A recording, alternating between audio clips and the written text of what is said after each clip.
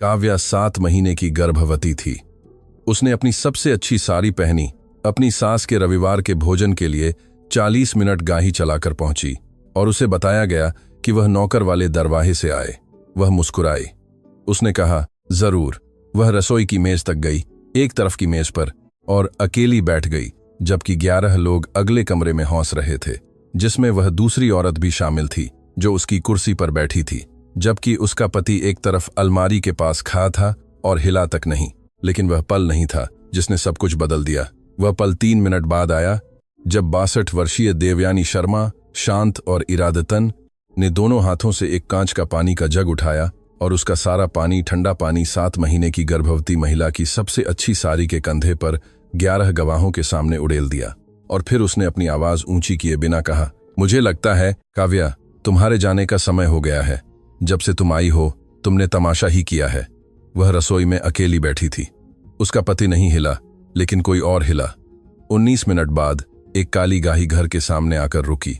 एक आदमी उतरा, 6 फीट 2 इंच लंबा, गहरे रंग का कोट पहने हुए, उस तरह की शांति के साथ जो केवल तब आती है जब किसी को कुछ साबित नहीं करना होता। उसने घंटी बजाई। देवयानी शर्मा माफी की उम्मीद में दरवाजा खोला। इसके बजाय उसे अपनी बहू का अरबपति भाई राजेश कॉल्वे मिला, और कुछ भी नहीं, न पैसा, न खानदान का नाम, न 35 साल तक उस घर को एक सल्तनत की तरह चलाना ने उसे आगे क्या हुआ उसके लिए तैयार किया था। आज काव्या की कहानी के साथ बने रहें, क्योंकि यह सिर्फ एक ऐसी महिला के बारे में नहीं है जिसे अपमानित किया गया था।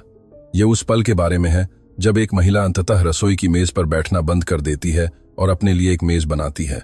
कहानी का सबक, सबसे शक्तिशाली चीज जो एक महिला कर सकती है वह है उन लोगों के लिए खुद को छोटा करना बंद कर देना, जो वैसे भी कभी उसके लिए जगह नहीं बनाने वाले थे। कहानी का अर्थ, काव्या की कहानी हर उस महिला के लिए है जिसने कभी मुस्कुराकर कहा है जरूर, जब उसका हर हिस्सा कुछ बिल्कुल अलग कहना चाहता था। हर उस महिला के लिए जो एक तरफ की मेज पर बैठ गई और खुद से कहा कि सब ठीक है। हर उस महिला के लिए जिसने किसी से पूरी तरह प्यार किया और पाया कि वह पूरा प्यार गलत व्यक्ति को दिया गया। चुपचाप आपसे सब कुछ छीन सकता है, आपका करियर, आपका आत्मविश्वास, आपकी आवाज, आपका यह एहसास कि आप वास्तव में क्या लायक हैं। यह कहानी आपको एक अरबपति भाई का वादा नहीं करती, यह आपको उससे कहीं ज्यादा ईमानदार कुछ वादा करती है। यह वादा करती है कि स्पष्टता का क्षण आएगा। यह एक अप्रत्याशित कमरे में, एक अप्रत्याशित समय पर, ठंडे पानी के रूप में, एक बंद बाथरूम के रूप में, या सुबह 4 बजे एक अस्पताल के गलियारे में आएगा कि वह क्षण असहज और खुलासा करने वाला होगा, और आपको कुछ ऐसा खोना पड़ेगा जिसकी आपको लगता था कि जरूरत है। और यह कि दूसरी तरफ, यदि आप इससे गुजरती हैं और पीछे मुड़कर नहीं देखती हैं, तो एक मेज है जिस पर आपका नाम है, जिसे आपने खुद बनाया है, उन लोगों के साथ जिन्होंने वास्तव में रुकना चुना है।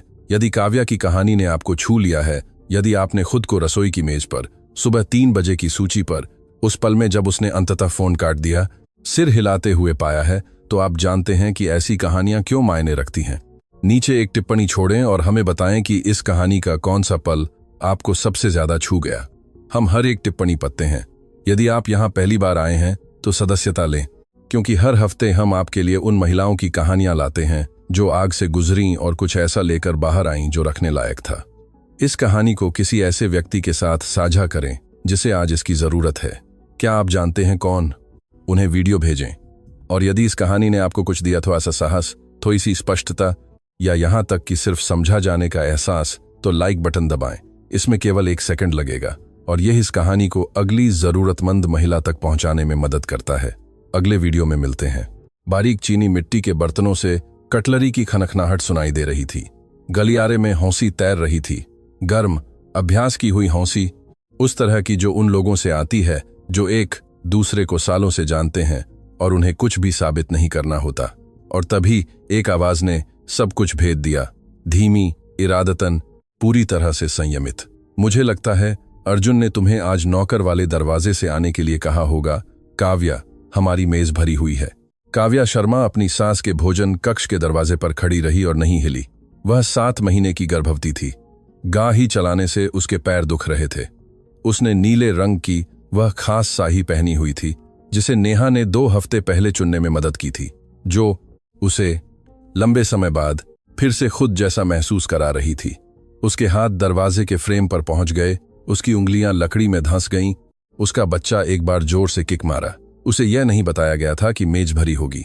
अर्जुन के उस सुबह के सटीक शब्द, जब वह कॉफी पी रहा था और अपना फोन देख रहा था, ये थे, बस मम्मी और पापा, खांसते हुए, कुछ भी औपचारिक नहीं, शायद 1 घंटे के लिए। भोजन कक्ष में 11 लोग थे। काव्या ने अनजाने में उन्हें गिना। यह कुछ ऐसा था जो वह हमेशा करती थी, चीजों को गिनना, कदमों को गिनना, सांसों को गिनना। देवयानी ने कितनी बार यह जिक्र किया था कि काव्या की हलवे की रेसिपी एक अच्छा प्रयास था उसे गिनना। 4 साल में 11 बार उसने उन्हें गिना था।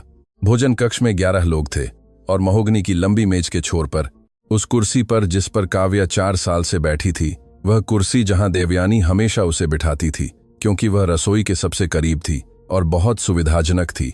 एक महिला बैठी थी जिसका नाम सुहानी मेहरा था। सुहानी ने क्रीम रंग का कश्मीरी स्वेटर पहना हुआ था। उसके गहरे बाल पूरी तरह से संवारे हुए थे। वह कमरे के उस पार से काव्या को एक ऐसी अभिव्यक्ति के साथ देख रही थी जो न तो अपराधबोध थी, न शर्म थी, न ही आश्चर्य। यह जीत के बहुत करीब कुछ था। काव्या की आंखें सुहानी से हटकर उसके पति पर गईं। अर्जुन एक तरफ अलमारी के पास सोडा वाटर का गिलास हाथ में लिए अपने चचेरे भाई वरुण से बात कर रहा था। वह वरुण की कही किसी बात पर हौंस रहा था। उसकी आंखें परतेनाही में सांत कर गहा दरवाजे पर गईं। उन्होंने काव्या को पाया। उसके चेहरे पर कुछ बदला।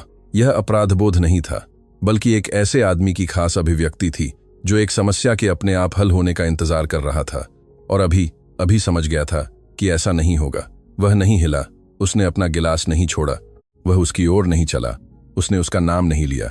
उसने सोचा, वह जानता था, उसने सोचा, जरूर जानता था। उसने सोचा, मैं 40 मिनट गाही चलाकर आई और अपनी सबसे अच्छी साही पहनी और वह जानता था कि वह मेरी कुर्सी पर बैठी होगी। धीरज शर्मा मेज के दूसरे छोर से अपनी कुर्सी से उठे। अर्जुन के पिता एक उदास आंखों वाले और स्थिर सज्जन थे। एक बार उन्होंने काव्या से एक खास मुश्किल होली के बाद गाही के रास्ते में कहा था कि वह एक अच्छी महिला है और उन्होंने यह ईमानदारी से कहा था। वह उस वाक्य को 2 साल तक अपने साथ लिए रही थी। काव्या, बेटा, धीरज ने कहा, अंदर आओ, मुझे तुम्हारे लिए एक उचित जगह ढूंढने दो। वह जहां है वहीं ठीक है धीरज। देवयानी की आवाज क्रूर नहीं थी। देवयानी के साथ यही बात थी। वह कभी भी इस तरह से क्रूर नहीं थी जिसे आप सीधे इंगित कर सकें। काव्या, हमने रसोई की मेज को एक अतिरिक्त सीट के रूप में तैयार किया है। तुम वहां ज्यादा आराम से रहोगी, कम शोर। बच्चे के लिए बेहतर, बच्चे के लिए बेहतर। काव्या ने रसोई की मेज को देखा।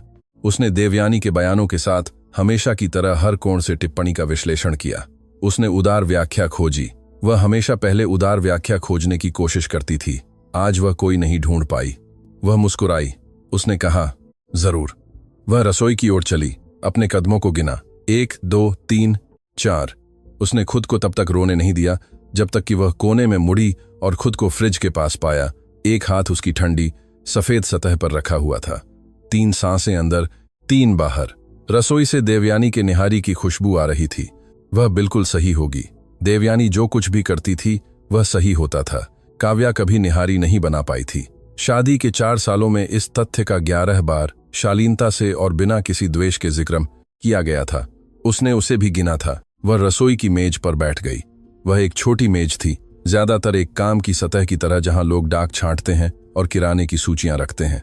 वहां एक ही जगह के लिए बर्तन लगे थे, एक प्लेट, एक पानी का गिलास, कटलरी का एक सेट। किसी ने उसके आने से पहले इसे तैयार किया था। किसी ने यह उम्मीद की थी कि वह यहां अकेली इस मेज पर होगी। यह सब योजनाबद्ध था। उसका बच्चा फिर से किक मारा, इस बार एक धीमी, लहराती हुई हरकत, जैसे कोई सवाल पूछ रहा हो। काव्या ने अपने दोनों हाथ अपने पेट पर रखे। मुझे पता है, उसने धीरे से कहा, मुझे पता है। उसने अपना फोन उठाया, उसे खोला, स्क्रीन पर देखा, उसे बंद कर दिया, फिर से खोला। उस पल में उसके फोन के साथ करने के लिए कुछ भी उपयोगी नहीं था। जो कुछ उसने अभी पाया था उसके लिए उसके पास शब्द नहीं थे, अभी तक नहीं। उसने उसे मेज पर उल्टा रख दिया। रसोई के काउंटर के ऊपर पास थ्रू विंडो से भोजन कक्ष की आवाजें आ रही थीं, ग्लासों की खनखनाहट, उन लोगों की खास गर्माहट जो एक दूसरे से संबंधित होते हैं, एक मेज के चारों ओर खाते, हौंसते और प्लेटें पास करते हुए। वह 4 साल तक उस मेज पर बैठी थी। उसने सही शराब लाई थी, उसने फूलों की सजावट की तारीफ की थी, उसने सही समय पर हौंसा था और दूसरे समय पर चुप रही थी और हमेशा उसे दी गई जगह और 1 इंच भी ज्यादा नहीं घेरी थी। उसने पिछले साल उसे दिए गए प्रमोशन के बारे में सोचा। वह और अर्जुन शिफ्ट हो जाते। उप निदेशक, एक ऐसी पदवी जिसकी उसने अपने शिक्षण के दूसरे साल से ही इच्छा की थी। उसने उसे ठुकरा दिया था क्योंकि अर्जुन की कंपनी शहर बदल रही थी और उसने सोचा था हम एक टीम है, जोड़े एक साथ फैसले लेते हैं। उसने उस फैसले के बारे में अब सोचा। रसोई की मेज पर अकेली, हवा में निहारी की परफेक्ट खुशबू के साथ उसने अपना पानी का गिलास उठाया, उसे दोनों हाथों से पका और सांस ली।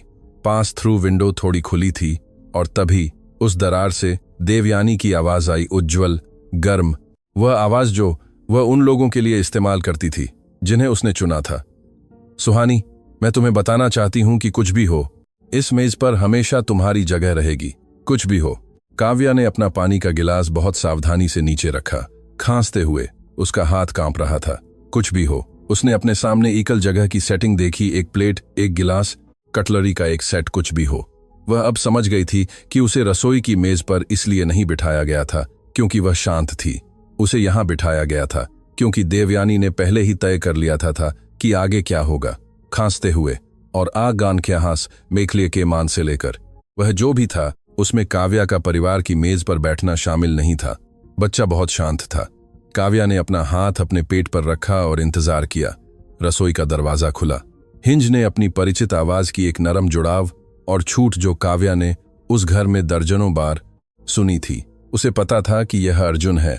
उसे कमरे में हवा के बदलने के खास तरीके से पता चला जब वह किसी जगह में दाखिल होता था। काव्या, उसकी आवाज नीची और सावधान थी। यह वह आवाज थी जो वह तब इस्तेमाल करता था जब वह किसी चीज को संभाल रहा होता था, न कि उसके बारे में बात कर रहा होता था। क्या हम आज यह सब नहीं कर सकते? उसने रसोई में आने के बाद एक भी शब्द नहीं कहा था। वह बस बैठी थी। उसने उसे अब देखा। वह अभी भी अपना सोडा वाटर का गिलास पके हुए था। मुझे नहीं पता था कि वह यहां होगी, उसने कहा। काव्या हमेशा जानती थी जब अर्जुन झूठ बोलता था, बड़ी चीजों से नहीं, वह बड़ी चीजों में सावधान रहता था। उसे छोटी चीजों से पता चलता था। वाक्य के अंत में हल्का ऊपर उठता स्वर, जैसे कि वह एक सवाल हो जिसकी वह उससे उम्मीद करता था कि वह जवाब दे। जिस तरह से उसकी आंखें उसके माथे की ओर जाती थीं, न कि उसकी आंखों में जब वह अनिश्चित होता था। वह अब उसके माथे को देख रहा था। उसने धीरे से अपना पहला सवाल पूछा, सुहानी, तुम्हारी माँ के घर कब से आ रही है? अर्जुन का झबड़ा हिला। उसने अपना वजन बदला। यह एक काम की स्थिति है और माँ ने पूरी टीम को आमंत्रित किया है। पूरी टीम? काव्या ने कहा। तुम्हारी टीम से कितने लोग इस मेज पर अभी बैठे हैं? खामोशी। एक, काव्या ने कहा। सिर्फ वह? कितने समय से? अर्जुन। वह एक पल के लिए चुप रहा, एक पल जो बहुत लंबा खिंच गया। अगस्त से, उसने कहा। काव्या ने कोई प्रतिक्रिया नहीं दी। उसने अनजाने में हिसाब लगाया। वह खुद को रोक नहीं पाई। अगस्त, अब मार्च का दूसरा हफ्ता था। 7 महीने। सुहानी मेहरा 7 महीने से देवयानी शर्मा के घर में एक स्वागत योग्य मेहमान थी। वही 7 महीने जब काव्या गर्भवती थी। वह उस अवधि में इस घर में 14 बार आई थी। वह 2 बार पहले रसोई की मेज पर बैठी थी। अतिरिक्त सीटें, देवयानी ने दोनों बार कहा था। कितना सुविधाजनक, काव्या ने दोनों बार सोचा था और जाने दिया था। उसने सही चीजों को जाने नहीं दिया था। तुम्हारी माँ जानती है? काव्या ने पूछा। तुम्हारे और सुहानी के बारे में? अर्जुन बहुत शांत हो गया। जानने के लिए कुछ नहीं है, यह मैंने नहीं पूछा था।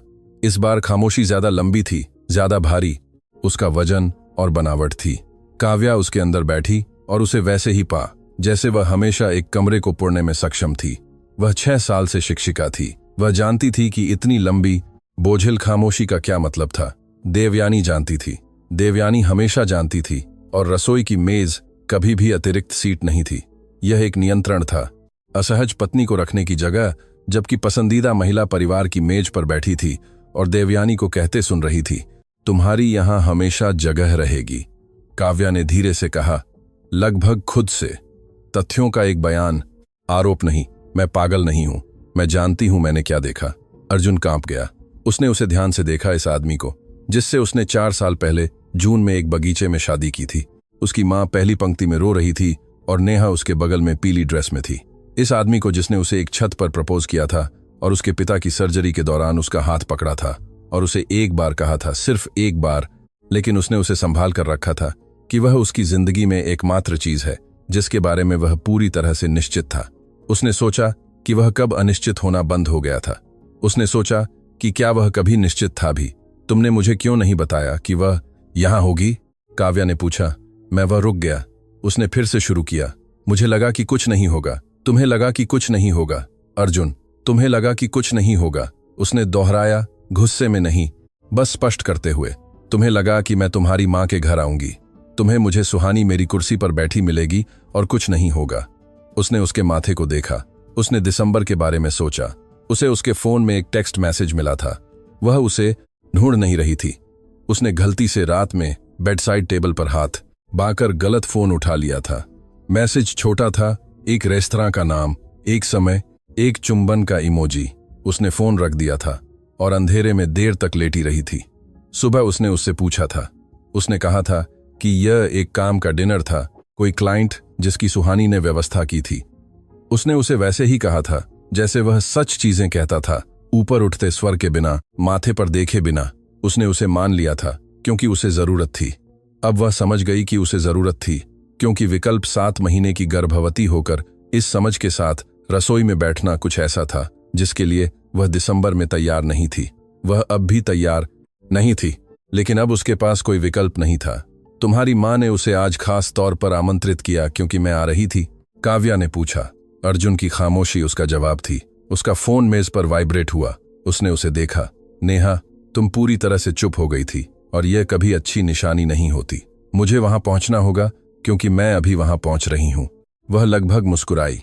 वह एक जवाब लिख रही थी, मैं ठीक हूं। तभी उसे पास थ्रू विंडो और रसोई के आधे खुले दरवाजे से एक साथ आवाज आई। कोई धमाका नहीं, कोई चीख नहीं, बल्कि तरल का एक जानबूझकर अचूक छींटा। और फिर धीरज शर्मा की आवाज, तीखी, दुखती हुई, उनके जैसी बिल्कुल नहीं। देवयानी, बस करो। और फिर खामोशी, पहले से अलग खामोशी, अवाक और बिजली जैसी। काव्या पहले ही दरवाजे की ओर बढ़ रही थी। यह सब इसलिए शुरू हुआ क्योंकि काव्या वापस आई। उसने धीरज के मुंह से अपना नाम सुना था। उसने उसकी आवाज के बाद आने वाली तीखी खामोशी सुनी थी। 11 लोगों की सांसें थामे हुए खामोशी, और उसके अंदर कुछ कुछ ऐसा जो 4 साल से शांत, सावधान और आभारी था ने एक शांत फैसला ले लिया था। वह अब रसोई में नहीं बैठने वाली थी। उसने रसोई का दरवाजा खोला और भोजन कक्ष में वापस चली गई। सुहानी शायद उस वक्त बच्चे के कमरे के बारे में बात कर रही थी जब काव्या अंदर आई। दीवारों के रंग के बारे में जो काव्या और अर्जुन ने चुना था, एक हल्का हरा रंग का बस एक फुसफुसाहट, और पालने के बारे में जो उन्होंने ऑर्डर किया था। ऐसे विवरण जो सुहानी को नहीं पता होने चाहिए थे, ऐसे विवरण जो केवल अर्जुन से आ सकते थे। जब काव्या दरवाजे पर दिखाई दी तो कमरा शांत हो गया। देवयानी पहले ही खड़ी थीं। बाद में काव्या यह याद करने की कोशिश करेगी कि घटना होने से पहले के आधे सेकंड में वह बिल्कुल क्या देख रही थी। उसे लगा कि यह अर्जुन का चेहरा हो सकता है। उसे लगा कि वह यह देखने के लिए देख रही होगी कि क्या वह अंततः हिलेगा, क्या वह अंततः कमरे के पार आएगा, क्या वह अंततः अपनी मां और अपनी पत्नी के बीच खड़ा होगा, जैसा कि उसे 100 बार जरूरत पड़ी थी और उसने कभी नहीं किया था।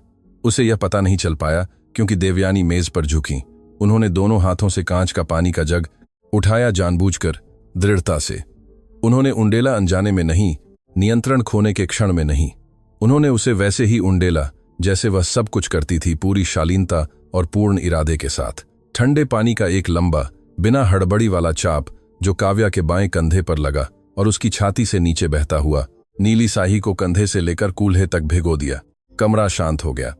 पहले की बिजली जैसी खामोशी नहीं, बल्कि एक अलग तरह की, मूल रूप से अवाक।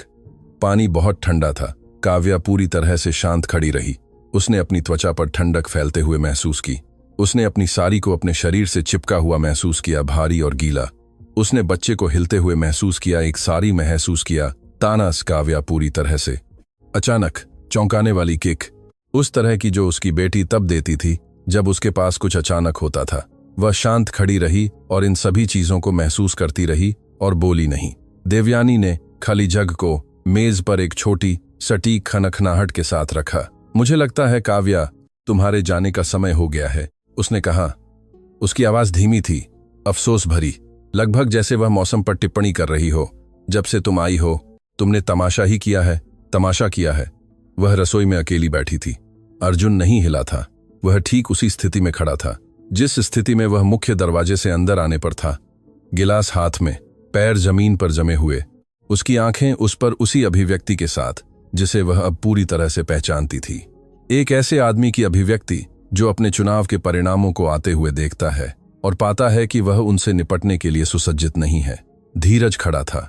उसका चेहरा भूरा और पाता है अजीब हो गया था। वह एक ऐसे आदमी जैसा लग रहा था जिसने अभी कुछ ऐसा देखा था जिसे वह कभी उचित नहीं ठहरा पाएगा। सुहानी बहुत शांत थी। वह देवयानी को नहीं देख रही थी, वह काव्या को देख रही थी, और उसकी अभिव्यक्ति काव्या बाद में इस बारे में सोचेगी जीत नहीं थी, संतुष्टि नहीं थी, बल्कि कुछ ऐसा था जो स्तब्ध और शांत लोगों की मेज के उस पार से शर्म के बहुत करीब लग रहा था। काव्या ने कमरे में चारों ओर देखा और फिर वह हंस पी। यह कहीं अप्रत्याशित जगह से निकला, पागलपन से नहीं, टूटी हुई नहीं, किसी ऐसे व्यक्ति की खास हंसी जिसे अभी एक जानकारी मिली है जिसकी उसे जरूरत थी, और वह विश्वास नहीं कर सकता कि उसे मिलने में कितना समय लगा। वह मुड़ी और भोजन कक्ष से बाहर चली गई। वह रसोई से गुजरी, रसोई की कुर्सी से अपना बैग उठाया। उसे हमेशा पता होता था कि उसका बैग कहाँ है। उसकी माँ कमला ने उसे 17 साल की उम्र में बताया था, हमेशा जानो तुम्हारा बैग कहाँ है। एक महिला को जाने में सक्षम होना चाहिए। वह नीचे के बाथरूम में गई और दरवाजा बंद कर लिया। वह बाथटब के किनारे पर बैठ गई, पूरी तरह से कपड़े पहने हुए, भीगी हुई, 7 महीने की गर्भवती। मार्च के रविवार को दोपहर 2 बजे देवयानी शर्मा के बाथटब के किनारे पर बैठी हुई। बाथरूम से महंगे साबुन की गंध आ रही थी, चंदन, कहीं से आयातित, कुछ ऐसा जो जरूरत से ज्यादा महंगा था। गीली साई से टाइल ठंडी महसूस हो रही थी। उसने एक हाथ अपने पेट पर रखा। बच्चा फिर से हिला, धीमा और लहराता हुआ। इस बार चौंका नहीं, एक आश्वस्त करने वाला हिलना, जैसे उसकी बेटी कह रही हो, मैं यहां हूं, मैं ठीक हूं, हम ठीक हैं। काव्या ने जोर से कहा, अपनी बेटी को, बंद बाथरूम को, किसी को नहीं, हम ठीक हैं। वह वहीं बैठी रही और सांस लेती रही, अंदर बाहर, अंदर बाहर। उसने शौचालय के ऊपर की घड़ी पर 4 मिनट गिने। उसने खुद को 4 मिनट दिए। फिर उसने अपना फोन उठाया। नेहा के 3 मिस्ड कॉल। उसने उसे वापस बुलाया। काव्या, नेहा की आवाज पहले से ही आधी घबराई हुई थी। तुम पूरी तरह से चुप हो गई थी, और यह तुम अजीब लग रही हो। क्या हुआ? उसने मेरे ऊपर पानी उड़ेल दिया। उसने पूरा जग। मैं बाथरूम में हूं, मेरी साई खराब हो गई है। नेहा की तरफ से खामोशी थी जो भोजन कक्ष की खामोशी से बहुत अलग थी। ये एक ऐसी महिला की खामोशी थी जो कई बेहद मजबूत प्रतिक्रियाओं के बीच फैसला कर रही थी और सावधानी से चुन रही थी। मैं राजेश को बुला रही हूँ, नेहा ने कहा। नहीं नेहा, कृपया मत करो। मैं नहीं चाहती काव्या, मैं इसे संभाल सकती हूँ। मुझे बस 1 मिनट चाहिए, मैं राजेश को बुला रही हूँ, नेहा ने उस आवाज में कहा जिसका मतलब था कि उसने पहले ही फैसला कर लिया था और बातचीत सिर्फ एक शिष्टाचार थी। तुम मुझसे बाद में नाराज हो सकती हो, मैं उसे स्वीकार करूंगी। लाइन कट गई। काव्या ने अपना फोन पके रखा और बाथरूम के सिंक के ऊपर शीशे में खुद को देखा। उसकी साई बाईं और पानी से गहरी थी। उसके बाल ज्यादातर सूखे रहे थे। उसका चेहरा शांत था। उसने इसे कुछ आश्चर्य के साथ देखा। उसे उम्मीद थी कि उसका चेहरा वैसा दिखेगा जैसा वह महसूस कर रही थी, थकी हुई, टूटी हुई, किसी चीज के अंत पर। इसके बजाय यह एक ऐसी महिला की तरह लग रहा था जिसे अभी कुछ ऐसा बताया गया था जो वह पहले से जानती थी, और अब वह उस जानकारी के साथ क्या करना है यह तय कर रही थी। यही था, उसने सोचा, ठीक वैसा ही हुआ था। उसका फोन बजा। उसने दूसरी घंटी पर उठाया। उसे यह कहने का समय भी नहीं मिला था कि वह क्या कहने वाली थी। काव्या, एक शब्द, उसका नाम, छोटा संस्करण, बचपन का संस्करण, वह संस्करण जो केवल राजेश और कमला और उसके पिता जो 3 साल पहले गुजर गए थे इस्तेमाल करते थे। और काव्या की छाती में कुछ जो पिछले 1 घंटे से बहुत कसा हुआ था, हल्के और सावधानी से ढीला हो गया। राजेश, उसने कहा, कुछ हुआ है, मुझे पता है, उसने कहा। उसने शीशे में अपनी भौहें सिकोड़ी। नेहा ने अभी तुम्हें बुलाया? नेहा नहीं थी, वह चुप हो गई। मुझे तुम्हें कुछ बताना है, राजेश ने कहा। उसकी आवाज में वह खरास गुणवत्ता थी जो तब आती थी जब वह अपने शब्दों को सटीकता से चुनता था। वह हमेशा सटीक होता था। यही बात उसे व्यवसाय में असाधारण और कभी भाई के रूप में मुश्किल और संकट में बिल्कुल विश्वसनीय बनाती थी। मुझे तुम्हें पहले बताना चाहिए था। मैं इंतजार कर रहा था कि तुम तैयार हो जाओ। मैं अब तुमसे पूछता हूं, क्या तुम तैयार हो? काव्या ने शीशे में महिला को देखा। गीली साई, स्थिर आंखें। हाँ, उसने कहा। राजेश को सुहानी के बारे में 6 हफ्तों से पता था, किसी निजी जासूस से नहीं, औपचारिक चैनलों से नहीं। राजेश के पास लोग थे, समझदार और सावधान लोग, जिनका काम चीजें जानना था। और जब काव्या धन्यवाद के लिए घर वापस आई थी, उस खास नजर के साथ जिसे वह तब से पहचानता था जब वह 9 साल की थी और किसी को यह जानने नहीं देने की कोशिश कर रही थी कि कुछ गलत था, तो उसने ध्यान देना शुरू कर दिया था। उसने विकल्प बना रखे थे, कोई केस नहीं। उसने कहा, विकल्प जब उसे उनकी जरूरत होगी। और अगर मैंने रुकने का फैसला किया होता, काव्या ने पूछा, उसे सुलझाने की कोशिश करती तो मैं सब कुछ मिटा देता, राजेश ने कहा, और इस सब का कभी जिक्र नहीं करता। उसने उसे माना, पूरी तरह से माना। हिलो मत, उसने कहा, मैं 20 मिनट में पहुंच रहा हूं। वह 19 में वहां था। काव्या ने बाथरूम के अंदर से दरवाजे की घंटी सुनी। उसने गलियारे में देवयानी के कदमों की आवाज सुनी, उनके कम एडी के जूतों की लकड़ी पर खास आवाज, धीमी, अधिकारपूर्ण। एक ऐसी महिला की चाल जो अपने परिवेश पर पूरी तरह से नियंत्रण में है। उसने मुख्य दरवाजा खुलने की आवाज सुनी। उसने राजेश की आवाज सुनी, मेरी बहन कहाँ है? काव्या ने बाथरूम का दरवाजा खोला और गलियारे में बाहर आई। वह जहां खड़ी थी वहां से फोयर देख सकती थी। राजेश दरवाजे पर था। उसने गहरा कोट पहना हुआ था। उसके चेहरे पर वह अभिव्यक्ति थी जो उसने अपनी जिंदगी में ठीक 3 बार देखी थी। एक बार जब से थी, उसने हरा कोट पहना हुआ था। स्कूल में एक लड़के ने 6ठी कक्षा में उसे लॉकर के पास धकेला था। एक बार जब उसके पिता को उनकी बीमारी का पता चला था, और एक बार जब उसने 6 साल पहले आधी रात को राजेश को एक ऐसी पार्किंग से फोन किया था जिसे वह पहचानती नहीं थी, और उसे बताया था कि उसे नहीं पता था कि वह वहां कैसे पहुंची थी। उस नजर का मतलब था, मैं पूरी तरह से शांत हूं और मैं इसे संभाल लूंगा। देवयानी ने अपनी शालीनता वापस पा ली थी। वह अपने रविवार के कपड़ों में फोयर में खड़ी थी और उसकी ठोड़ी उसकी सामान्य ऊंचाई पर थी। उसने राजेश को उस अभिव्यक्ति के साथ देखा जो वह हमेशा उसके साथ इस्तेमाल करती थी, एक हल्की, संयमित कॉन्डेसेंशन, जैसे कि उसकी सफलता कुछ ऐसा था जिसे उसने शालीनता से पहचाना था, बिना प्रभावित हुए। मिस्टर कॉलवे, उसकी आवाज नरम थी, गर्म, लगभग।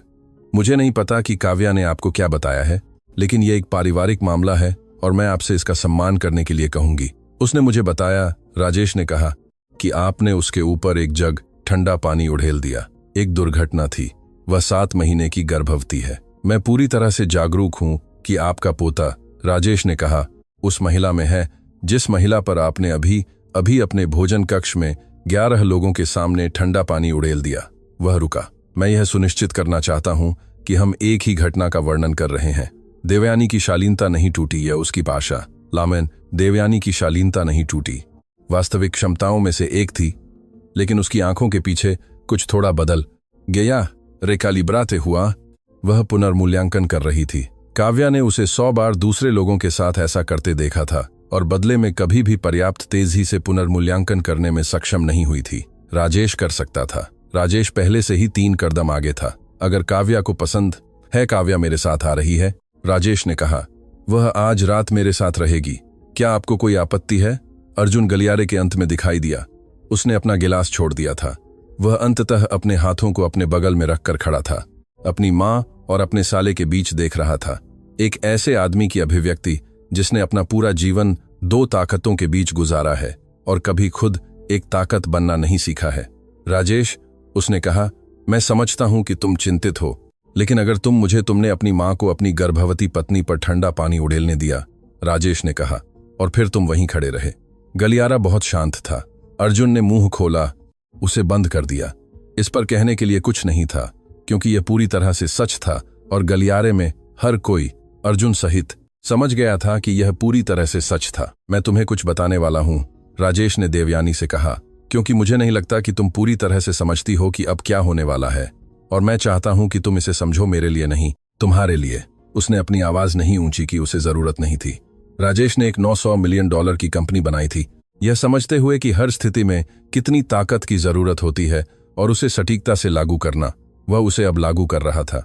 उसने संक्षेप में और बिना किसी भावना के बताया कि उसकी सोमवार सुबह एडवोकेट सुरेश गुप्ता नामक एक वकील के साथ बैठक निर्धारित है, कि सुरेश गुप्ता शर्मा परिवार के ट्रस्ट की वित्तीय संरचना से परिचित हैं, कि पिछले 8 महीनों के दौरान कुछ गतिविधि सुरेश गुप्ता के लिए विशेष रुचि की थी, कि इस सब का अप्रिय होना जरूरी नहीं था, लेकिन यह पूरी तरह से होगा। देवयानी ने कुछ नहीं कहा। उसके चेहरे पर कई चीजें थीं जिन्हें वह जोर से कहने के लिए बहुत नियंत्रित थी। काव्या मुख्य दरवाजे की ओर चली। उसके पास उसका बैग था, उसकी चाबियां थीं, वह कार्ड था जिसे धीरज ने गलियारे में उसके पास से गुजरते हुए उसके हाथ में थमा दिया था। उसने अभी तक उसे नहीं देखा था। उसके हाथ के नीचे उसकी 7 महीने की बेटी दृढ़ और मौजूद थी। दरवाजे पर वह धीरज के पास से गुजरी। वह थोड़ा हटकर खड़ा था, सीढ़ियों की छाया में, एक ऐसे आदमी की नजर के साथ जो एक धीमी आपदा को देखता है जिसे वह समय रहते रोकने में विफल रहा है। वह एक बुरा आदमी नहीं था, उसने हमेशा यह जाना था। वह एक ऐसा आदमी था जिसने 35 साल तक साहस पर आराम को चुनने की निरंतर और खास गलती की थी, और जो अब उस चुनाव के परिणामों को जी रहा था। उसने उसके लिए उससे नफरत नहीं की, उसने उसे समझा। उसने उसे एक कार्ड दिया था, वह उसे गाही में देखेगी। मुझे माफ करना काव्या, धीरज ने धीरे से कहा, इतना खांसते हुए धीरे कि उसने लगभग सुना नहीं। उसने उसके हाथ को संक्षेप में छुआ जब वह गुजरी। बाहर मार्च की हवा उसकी गीली साजी पर ठंडी और तीखी थी। राजेश ने उसे बिना छुए उसकी गाजी तक पहुंचाया, इतना नजदीक कि यदि वह ठोकर खाती तो हस्तक्षेप कर सके, इतना दूर कि उसे अपने दम पर चलने की गरिमा दे सके। वह हमेशा ठीक वैसा ही रहा था। वह अंदर बैठी, उसने गाही चलाई। 3 मिनट तक उसने कुछ नहीं कहा, जो कि ठीक सही था। उसने हमेशा पहले उसे जगह दी थी। अब मुझे सब बताओ, सब कुछ शुरू से। काव्या ने अपने हाथ में कार्ड देखा। एडवोकेट सुरेश गुप्ता, पारिवारिक वकील, और पीछे धीरज की लिखावट में, वह अच्छा है, वह भरोसेमंद है, उसे फोन करो, मुझे माफ करना। उसने कार्ड को अपने बैग में रखा, खिड़की से गुजरती सड़कों को देखा और बात करना शुरू किया। वे राजेश की इमारत के सामने खड़ी थे। जब वह रुकी तो वह 22 मिनट से बात कर रही थी। उसे पता था, क्योंकि उसने अनजाने में डैशबोर्ड की घड़ी देखी थी, मिनटों को गिनते हुए, जैसे वह सब कुछ गिनती थी। राजेश ने एक शब्द नहीं कहा था। उसने गाही चलाई थी और सुना था, और अपने हाथ स्टीयरिंग व्हील पर स्थिर रखे थे, और उसकी नजर आगे थी, जिससे उसे पता चला कि वह कितना क्रोधित था। जब राजेश इस तरह से शांत होता था तो इसका मतलब था कि क्रोध बहुत गहरा और बहुत नियंत्रित था। गाय शांत थी। तुम्हें वास्तव में कितने समय से पता था? राजेश ने पूछा। सुहानी के बारे में। काव्या ने अपनी गोद में अपने हाथों को देखा। मुझे दिसंबर में एक टेक्स्ट मैसेज मिला था। उसके फोन पर मैंने उसे गलती से उठाया था। एक रेस्तरां का नाम, एक समय, एक चुंबन का इमोजी। उसने क्या कहा जब तुमने पूछा कि यह क्या था? एक काम का डिनर, कुछ ऐसा जो सुहानी ने एक क्लाइंट के लिए व्यवस्थित किया था। वह रुकी। उसने उसे सही तरीके से कहा था जैसे वह सच हो। क्या तुमने उसे माना? मैंने उसे माना क्योंकि मुझे जरूरत थी। उसने उस वाक्य को अपने मन में घुमाया। जब उसने उसे जोर से कहा तो वह कमजोरी जैसा लग रहा था। वह जानती थी कि वह बिल्कुल वैसा नहीं था। वह जानती थी कि यह कमजोरी से ज्यादा कुछ जटिल था, उत्तरजीविता के करीब कुछ। मैं 12 हफ्ते की गर्भवती थी। मैंने अभी अपना अपार्टमेंट छोड़कर उसके घर में शिफ्ट किया था। मेरा कोई काम नहीं था। मुझे जरूरत थी कि वह सच हो। राजेश ने एक बार सिर हिलाया। उसने कुछ नहीं कहा जिससे उसे पहले से ज्यादा बुरा महसूस हो। वह कभी ऐसा नहीं करता था। उसने उनकी मैंने अभी जय बराफोर्ड कर मैं यादों के बारे में सोचा जो बाथरूम से उसके मन में घूम रही थीं। वे छोटे विशिष्ट क्लिप में आ रही थीं, बड़े नाटकीय क्षण नहीं। उसके पास ऐसे लगभग कोई नहीं थे। छोटे वाले। शर्मा के साथ पहली दिवाली, जब वह कमला की खिरनी की रेसिपी लाई थी और देवयानी ने उसे चखे बिना एक तरफ रख दिया था और कहा था, हमारे यहाँ त्योहारों पर एक सिस्टम है। उसने उसे हंसी में उड़ा दिया था। उसने अर्जुन से घर जाते समय गांधी में कहा था, मुझे लगता है कि उसे वास्तव में पसंद आई। उसने खुद को दिलासा दिया था। बच्चे की घोषणा, बाथरूम काउंटर पर सकारात्मक परीक्षण, अर्जुन का चेहरा जब वह अंदर आया, वह ठहराव जो एक पल से ज्यादा खिंच गया था। फिर बस वह एक शब्दांश, और फिर मैं मां को बुलाऊंगा। नहीं, पहले अपनी मां को बुलाओ। उसकी मां, उसकी खबर साझा करने के लिए। वह रात जब वह अंधेरे में जागती रही थी और उसने अपना फोन खोला था और इंस्टाग्राम पर सुहानी का नाम खोजा था। उसने तस्वीरें देखी थीं, कुछ ऐसा सबूत खोजा था जिसे वह एक साथ चाहती थी और नहीं चाहती थी। और फिर, क्योंकि उसे खोजने में शर्म महसूस हुई थी, उसने अपनी ब्राउजिंग हिस्ट्री मिटा दी थी, जैसे कि उसका अपना संदेह कुछ ऐसा था जिसे उसे खुद से छिपाना था। उसने राजेश को खोजों के बारे में बताया। उसने बिना किसी अभिव्यक्ति के सुना, जिसका मतलब था कि वह पहले से ज्यादा क्रोधित था। तुम ये सब साथ अकेले सह रही हो? उसने कहा। मैंने सोचा था कि अगर मैं इसे सह सकती हूँ, गर्भावस्था से गुजर सकती हूँ, खुद को स्थापित कर सकती हूँ, एक ऐसे बिंदु पर पहुंच सकती हूँ जहां मेरे पैरों के नीचे पर्याप्त जमीन हो ताकि बातचीत कर सकूं। काव्या, मुझे पता है। उसने अपनी उंगलियां खिड़की पर दबाईं। कांच ठंडा था। बाहर दोपहर भूरी हो गई थी। मैं इससे बेहतर की हकदार हूं। उसने खिड़की से कहा। यह कोई नाटकीय बयान नहीं था, यह बस सच था। मैं इसे कुछ समय से जानती हूं। मुझे बस नहीं पता था कि उस ज्ञान के साथ क्या करना है। राजेश ने कहा, हाँ, और कुछ नहीं, बस वह ऊपर गए। राजेश का अपार्टमेंट वही था जिसके बारे में वह हमेशा सोचती थी। जब वह राजेश के बारे में सोचती थी, महंगा, बिना दिखावटी हुए, थोड़ा सा तपस्वी, क्योंकि उसे जगह की परवाह थी। उस तरह से गहरा, आरामदायक, जैसे जगहें आरामदायक होती हैं जब किसी ने ध्यान से सोचा हो कि आराम का वास्तव में क्या मतलब है। उसने बिना पूछे चाय बनाई, शहद वाली कैमोमाइल। उसके अपार्टमेंट में यह तब से थी जब वह 22 साल की थी और उस वक्त खुद अपने एक खास संकट से गुजरी थी और 3 हफ्ते उसके सोफे पर बिताए थे। वह दोनों हाथों से कप पके सोफे पर बैठ गई। बच्चा हिला, उसके पेट के बाएं हिस्से में एक लंबा, धीमा, लहराता हुआ हिलना। काव्या ने अपना हाथ उस जगह पर रखा और उसे वहीं रखा। वह सक्रिय है, उसने राजेश से कहा। वह उसके सामने वाली कुर्सी पर बैठ गया। उसने उसके हाथ को उसके पेट पर देखा। उसके चेहरे पर कुछ हिला, सुरक्षात्मक और उग्र और लगभग टूटा हुआ, जिसे उसने फिर से शांत कर लिया। वह अपनी मां जैसी दिखती है, उसने कहा। वे कुछ देर खामोशी से बैठे रहे। शहर 14 मंजिल नीचे अपनी आवाजें कर रहा था। उसके बगल के कुशन पर उसके फोन की स्क्रीन चमक उठी। अर्जुन, उसने उसे देखा। राजेश ने उसे देखा। उसने संदेश पढ़े बिना उसे उल्टा रख दिया। वह तुम्हें वापस आने के लिए कह रहा है, राजेश ने कहा। वह मुझसे कह रहा है कि मैं उसके लिए चीजें आसान कर दूं। उसने अपनी चाय देखी। उसने हमेशा मुझसे चीजें आसान करने के लिए कहा है। मैंने हमेशा किया है। मैं इसमें बहुत अच्छी हूं। उसने कप को कॉफी टेबल पर रख दिया। मैं अब इसमें अच्छी हमें करिए होना बंद कर चुकी हूं। राजेश ने उसे देर तक देखा। तुम क्या करना चाहती हो? उसने पूछा। और काव्या शर्मा, जिसे 4 साल में पता नहीं था कि वह वास्तव में क्या चाहती थी, जो इतना व्यस्त थी चीजों को संभालते हुए, समायोजित करते हुए और समायोजित होते हुए, कि उसकी अपनी इच्छाएं एक ऐसी भाषा बन गई थीं जिसे वह लगभग भूल चुकी थी।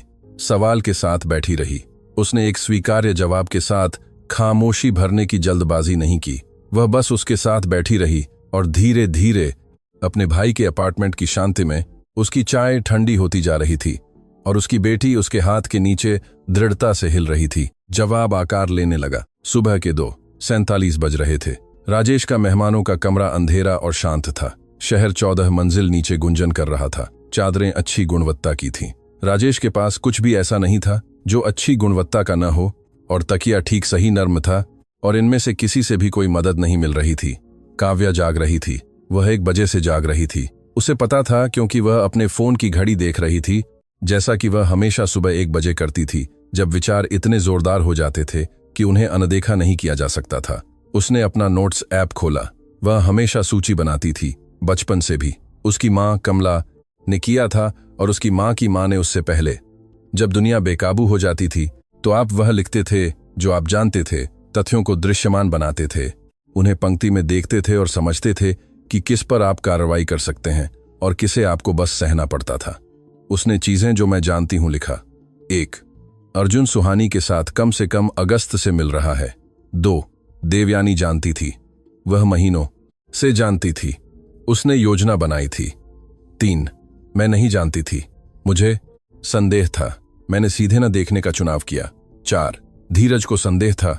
उसने मुझे सुरेश गुप्ता का कार्ड दिया था। वह पूरी तरह से बेकार नहीं है। 5. मेरी बेटी लगभग 9 हफ्ते में पैदा होगी। 6. मेरा कोई काम नहीं है। जब हम अर्जुन के करियर के लिए शिफ्ट हुए तो मैंने पढ़ाना छोड़ दिया। मैंने 14 महीने से काम नहीं किया है। 7. घर हम दोनों के नाम पर है। मैंने अपने $40,000 की बचत नवीनीकरण में लगाई थी। 8. मैं उससे प्यार करती हूँ। मुझे लगता है कि मैं उससे प्यार करती हूँ, या मैं उसके उस संस्करण से प्यार करती हूँ जिस पर मैं विश्वास करती थी। 9. मुझे नहीं पता कि एक असली आदमी से प्यार करना जो मुझे निराश करता है, या एक ऐसे संस्करण से प्यार करना जो कभी पूरी तरह से मौजूद नहीं था, ज्यादा बुरा है। वह सूची को देखती रही। उसने सोचा, मैं कितनी बेवकूफ थी। फिर वह रुकी। वह दोपहर भर खुद को यह सोचने से रोक रही थी, इसलिए नहीं कि यह बिल्कुल गलत था, बल्कि इसलिए कि यह अधूरा था। वह बेवकूफ नहीं थी, उसे हेरफेर किया गया था। इसमें फर्क था। बेवकूफ का मतलब था कि उसे जानकारी की कमी थी जो उसे उपलब्ध थी। उसे जानकारी की कमी नहीं थी। उसे एक ऐसे आदमी द्वारा वास्तविकता का बहुत सावधानी से क्यूरेट किया गया संस्करण दिया गया था, जो वास्तविकता को क्यूरेट करने में बहुत अच्छा था, और एक सांस जिसने 62 साल से परिणामों को संभाला था। वह बेवकूफ नहीं थी, वह विश्वसनीय थी। वह उस कहानी के सबसे अच्छे संस्करण पर विश्वास करने को तैयार थी जिसमें वह थी। उसने प्यार किया था और प्यार ने उसे संदेह का लाभ देने में उदार बना दिया था। उसने नोट्स ऐप बंद कर दिया, अंधेरे में लेटी और खुद को सही ढंग से क्रोध महसूस करने दिया, जिस तरह से वह खुद को अनुमति नहीं दे रही थी। भोजन कक्ष का गर्म प्रतिक्रियाशील क्रोध नहीं। दूसरा प्रकार शांत स्पष्ट करने वाला प्रकार, जो तब आता है जब आप अंततः किसी के लिए बहाने बनाना बंद कर देते हैं और स्थिति को स्पष्ट रूप से देखते हैं। वह जानता था कि सुहानी उस मेज पर होगी। उसने उसे खांसते हुए अपनी सबसे अच्छी साई में 40 मिनट गां चलाकर आने दिया था। वह वहीं खड़ा रहा था। उसने वहीं खड़ा रहा के बारे में सोचा। उसने उसे घुमाया और हर कोण से उसकी जांच की। उसने इसे होने के बाद दर्जनों बार फिर से देखा था। अर्जुन, उसके सोडा वाटर के साथ, उसके पैर जमे हुए, उसकी अभिव्यक्ति एक ऐसे आदमी की जो परिणामों को आते हुए देखता है। उसने 4 साल यह समझने में बिताए थे कि अर्जुन को संघर्ष करना बहुत मुश्किल लगता था। उसने इसके लिए रियायतें की थीं। उसने चीजों को आसान बनाया था, टकराव से बचा था और उसकी मां की भावनाओं को उसकी ओर से संभाला था, क्योंकि उसे ऐसा करना मुश्किल लगता था। वह संभालते संभालते थक चुकी थी। वह अपनी मां और उसकी भावनाओं और उसके आराम और इस धारणा को संभालते संभालते थक चुकी थी कि सब कुछ ठीक था। वह थक चुकी थी क्योंकि अब वह समझ गई थी कि उन सभी चीजों को संभालकर उसने जो जगह बनाई थी उसमें कुछ और पनपा था, कुछ ऐसा जिसे उसने नहीं चुना था और जिसके बारे में उससे पूछा नहीं गया था। वह खुद को छोटा करती गई थी और उसने जो जगह छोड़ी थी उसमें सुहानी आ गई थी। यही वह विचार था जिसने अंततः कुछ छोड़ दिया। अर्जुन पर क्रोध नहीं, पूरी तरह से नहीं। खुद पर क्रोध, अपने धैर्यवान, सावधान, समायोजित करने वाले खुद पर, जो रसोई की मेज पर बैठा था और गिन रहा था कि कितनी बार उसके खिरनी की रेसिपी को तिरस्कृत किया गया था और कभी नहीं कहा था, यह अस्वीकार्य है, मैं यहां नहीं बैठूंगी। खैर, वह अब वहां नहीं बैठने वाली थी। सुबह 4 बजे उसने महसूस किया कि उसने अपनी बेटी को कई घंटों से हिलते हुए महसूस नहीं किया था। वह जानती थी कि यह सामान्य था। उसने सभी किताबें पढ़ी थीं। उसके फोन में 3 ऐप थे जो हिलने के पैटर्न को ट्रैक करते थे और वह जानती थी कि रात में हिलना कम हो जाता है, कि बच्चों के नींद के चक्र होते हैं, कि सुबह 4 बजे की खामोशी शायद ही कभी चिंता का कारण होती है। वह पूरी तरह से शांत खड़ी रही और 1 मिनट 2 मिनट इंतजार किया। कुछ नहीं। उसने अपना हाथ अपने पेट पर दबाया। सुनो, उसने धीरे से कहा। सुनो बेटा, तुम्हें मेरे लिए हिलना होगा। 2 मिनट और वह होशपूर्वक फैसला करने से पहले खड़ी हो गई थी। वह राजेश के गलियारे में उसके दरवाजे पर दस्तक देने के लिए हाथ उठाए खड़ी थी, इससे पहले कि उसने उसे जगाने का फैसला किया हो। उसने इसे खुद संभालने का फैसला किया था। उसने इसे खुद संभालने का फैसला किया था और फिर भी उसके हाथ ने दरवाजे पर दस्तक दे दी, क्योंकि कुछ फैसले शरीर लेता है इससे पहले कि दिमाग को वोट देने का समय मिले। राजेश ने 15 सेकंड में दरवाजा खोला। वह पहले से अभी आधा जाग चुका था। उसे जोर से खटखटाने की जरूरत भी नहीं पड़ी थी। उसने कहा, मुझे उसे हिलते हुए महसूस नहीं हुआ है। मुझे पता है कि शायद कुछ भी नहीं है। मैं आंकड़े जानती हूं। मुझे अस्पताल जाना है। राजेश ने कहा, अपने जूते पहन लो। वह 60 सेकंड में अपना कोट पहन चुका था। सुबह 4:45 बजे अस्पताल शांत था। फ्लोरोसेंट लाइटों से सब कुछ थोड़ा सपाट, थोड़ा अवास्तविक लग रहा था। प्रतीक्षा कक्ष के कोने में एक टेलीविजन पर बिना आवाज के एक कुकिंग शो चल रहा था। रिसेप्शन पर एक नर्स ने काव्या को उस अभ्यास की हुई गर्माहट के साथ मुस्कुराया जो किसी ऐसे व्यक्ति की होती है जिसने ठीक यही काम ठीक इसी तरह से 1000 बार किया था। 5:10 बजे वे एक जांच कक्ष में थे। डॉक्टर प्रिया शर्मा 5:15 बजे पहुंची। वह काव्या की प्रसूति विशेषज्ञ थीं और पहली अपॉइंटमेंट से ही थीं। वह 50 के दशक की एक सटीक, धीमी महिला थीं जो अपनी पढ़ने वाली चश्मा एक चेन पर पहनती थीं और पूरे ध्यान से सुनती थीं। काव्या को वह तुरंत पसंद आ गई थीं और उसने कभी अपना मन नहीं बदला था। डॉक्टर शर्मा ने खुद अल्ट्रासाउंड किया। स्क्रीन हलचल से भर गई। दिल की धड़कन स्थिर, नियमित, गहरी मौजूद थी। 142 धड़कन प्रति मिनट। वह ठीक है, डॉक्टर शर्मा ने कहा। देखो, वह बहुत अच्छी तरह से हिल रही है। हो सकता है कि उसने सिर्फ अपनी स्थिति बदली हो। उसकी पीठ आपके बाईं ओर है, जो भावना को कम कर सकती है। काव्या ने स्क्रीन को देखा। एक छोटी रीढ़ की वक्रता, छोटे हाथों की हरकत, दिल की धड़कन, वह स्थिर, विश्वसनीय 142 धड़कन प्रति मिनट, जिसे भोजन कक्षों और कांच के पानी के जगहों और ऐसे पुरुषों के बारे में कुछ भी नहीं पता था जो वहीं खड़े रहते हैं। वह रोने लगी। उसे पूरी तरह से यकीन नहीं था कि वह क्यों रो रही थी। राहत के लिए, आंशिक रूप से वह डर जो पिछले 1 घंटे से उसकी छाती में बैठ गया था अब बाहर निकल रहा था, लेकिन कुछ और के लिए भी, कुछ बड़ा और आकारहीन जो लंबे समय से जमा हो रहा था, और आखिरकार उसे बाहर निकलने का रास्ता मिल गया था। वह चुपचाप रोई, वैसे ही जैसे वह रोती थी जब उसे बिना किसी समस्या के ऐसा करने की जरूरत होती थी। राजेश गलियारे में चला गया। डॉक्टर शर्मा जांच मेज के किनारे पर बैठ गईं, उस कुर्सी के बगल में जहां काव्या बैठी थी। उन्होंने तुरंत कुछ नहीं कहा, उन्होंने इंतजार किया। मुझे माफ करना, काव्या ने एक पल बाद कहा। मुझे पता था कि वह शायद ठीक था, तुमने आकर सही काम किया, डॉक्टर शर्मा ने कहा। हमेशा मैं आंकड़े जानती हूं। सुबह 4 बजे आंकड़े खास तौर पर आश्वस्त करने वाले नहीं होते। काव्या लगभग हौंस पई।